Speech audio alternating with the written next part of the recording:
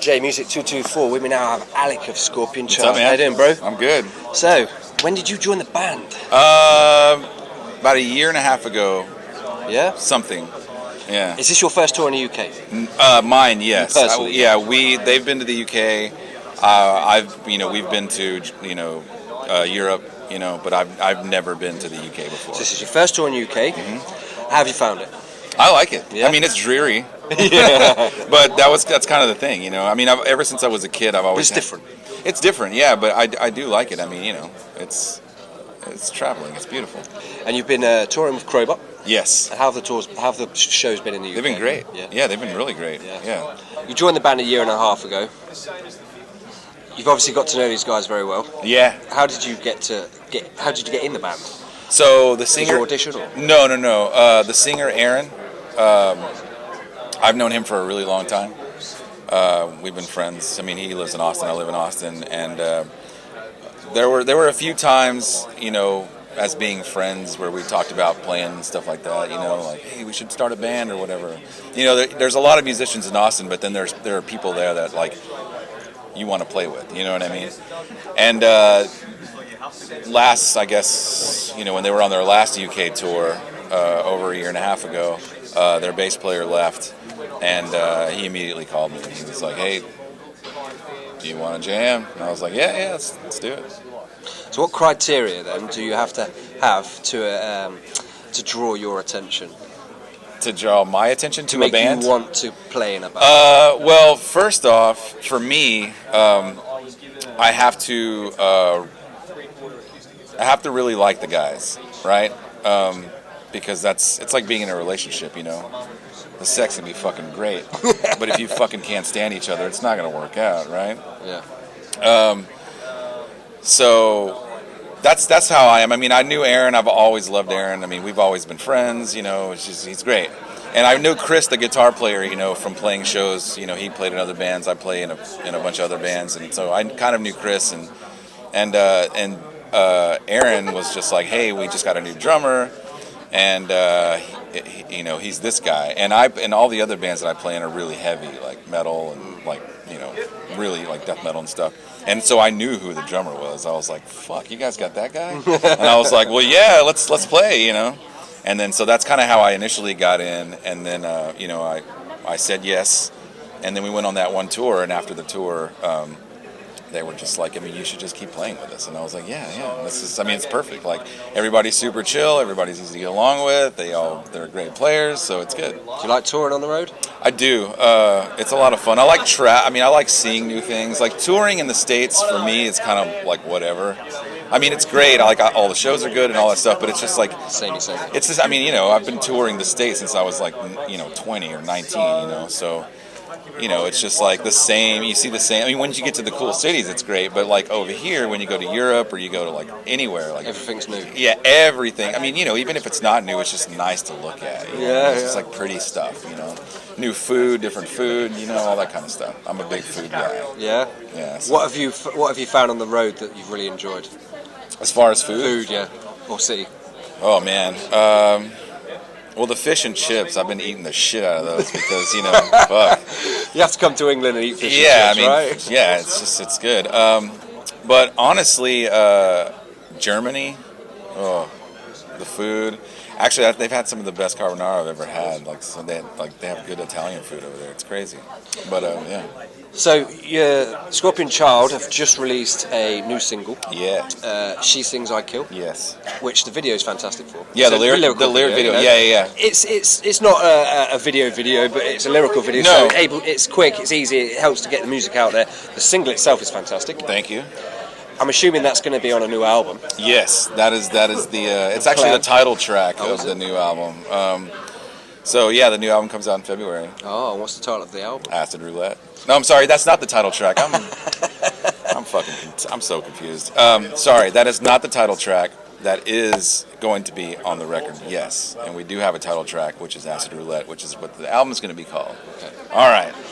Now we're good. That's going to be released when, sorry? February. Mm-hmm. Again by Nuclear Blast? Yes. Fantastic. Yeah. I'm assuming the current band that it is now all recorded that album. Yes. Because, so I must get it signed by you guys, because when I got the last album signed, who did the original debut album, Yeah.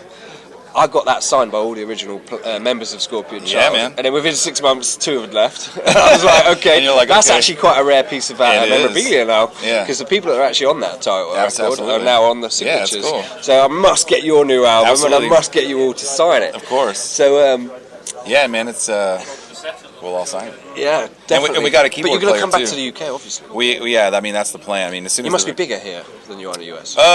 yeah, I mean it is. It's weird how that kind of works out sometimes. We do pretty well here, you know, and in Europe generally. in Europe in general, we don't play a lot in the States, you know. No. It's just kind of one of those things. I don't It think just the kind of States happened. get it, do they? Yeah, I mean the States are a little different, you know. It's just a little different, you know. I mean it's great and it's fun. It's just Unless you're Metallica, you ain't got a chance. no, I mean bands do great over there. I mean Yeah. it's totally fine. It's just I don't know. It's just somehow we skipped that. I guess we kind of just. You remember? Okay, so you know like the whole Hendrix thing. Yeah, yeah. Whenever he started out, like he didn't really play a lot in the States. He was like in people's backing bands. He was a and shit. session band, yeah. Yeah, and then they brought his ass over to London, and then he blew up, and he was like, "Well, I never really, went over to the States, I guess." You know, it's just kind of like.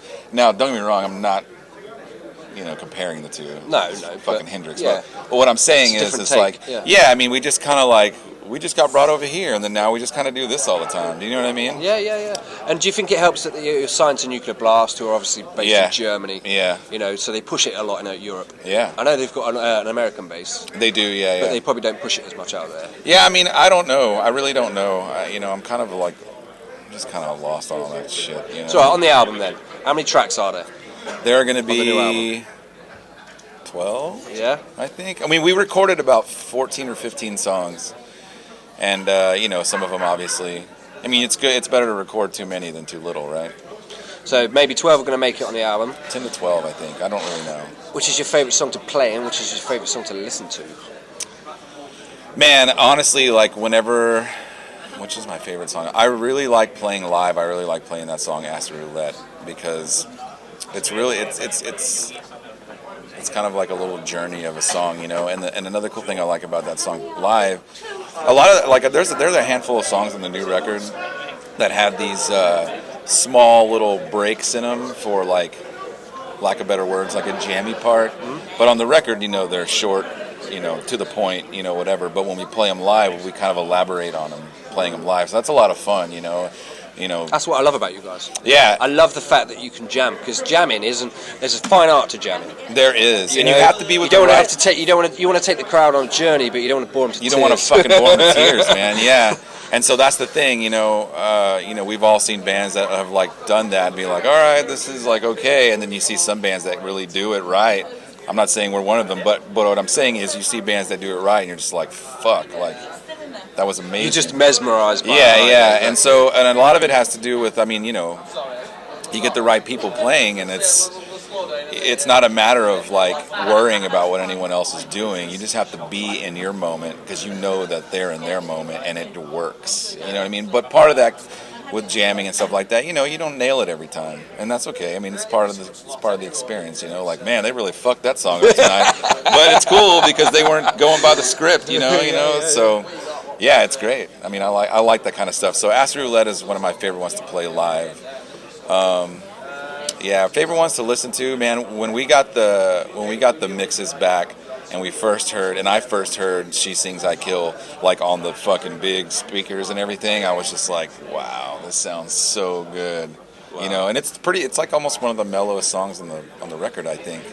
I mean, as far as like structure, I mean, it's pretty to the point, Do you know when you get the masterings back, do you all sit there like in a big sound booth and Yeah, I mean, so the first thing just we listen to it, and then do you comment all the way through, or do you just wait to the end? No, do you sit there slagging each other off? Yeah. So the way we did it is, which I mean, I guess I don't know, but the way we did it, and I've usually done it with other bands, is you'll record and then you'll get like the rough mix, all right, and then everybody like, well, you listen to it all together, you're like, oh man, this is great, or this sucks, or whatever.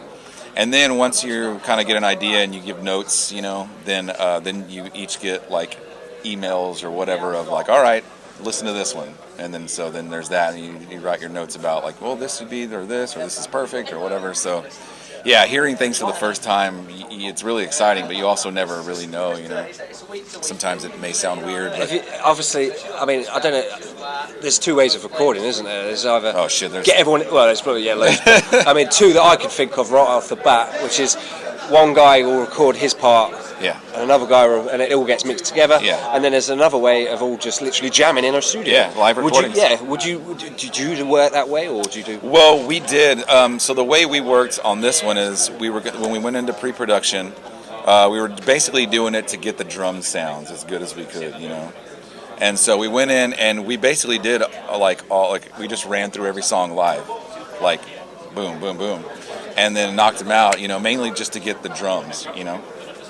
But then you listen to, like, there were some things that we did, and then I listened back to them, I'm like, I think I'm done. You know, that was okay, you know, like, shit. I mean, you'd be very surprised. I mean, sometimes you'll get it in a fucking take, you know, and sometimes you have to, like, step away from it because it just gets too, I mean, even it doesn't matter how intricate the song is, how easy it is, how hard it is. Sometimes you just can't nail it. You know what I mean? But in our case, in that instance, we did try to do a lot of it as live as we could.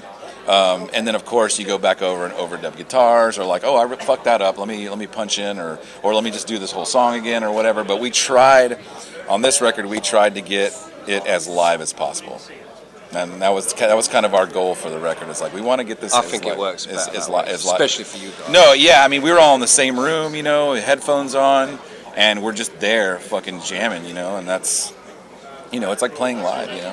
What bass do you use? Well. On this tour? Oh yeah, on this record with this. Oh, on the record, I have my trusty Steed that I've had since like 2002, 2001. I've got this 1957 Precision. It's a reissue, and it was the American-made reissue. And I bought that bass a long time ago because I really, you know, I've always played Precisions. I love Fender Precision.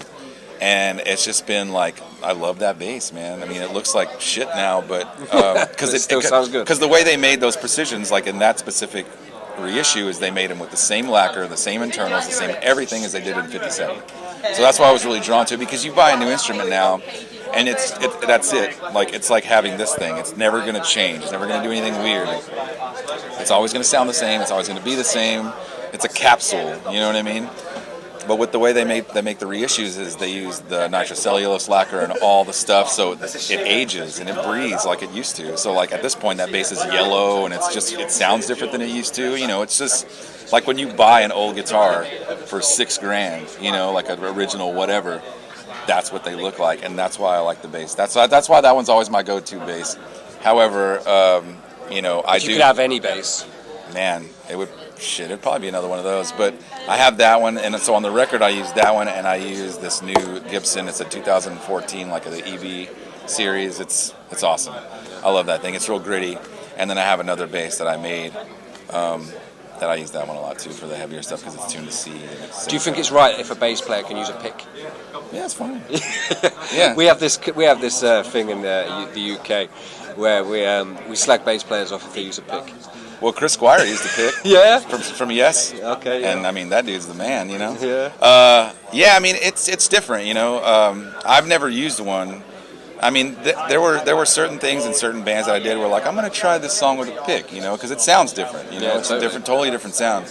But I'm not good at it. I'm like, I feel weird, you know. I'm like, but yeah, I don't mind. I mean, you know. People use picks, people use their fingers, you know, it really, for me, it depends on like what they're trying to do and how they're doing it, you know what I mean, like, you know. Well, you're here for Hard Rock Hell.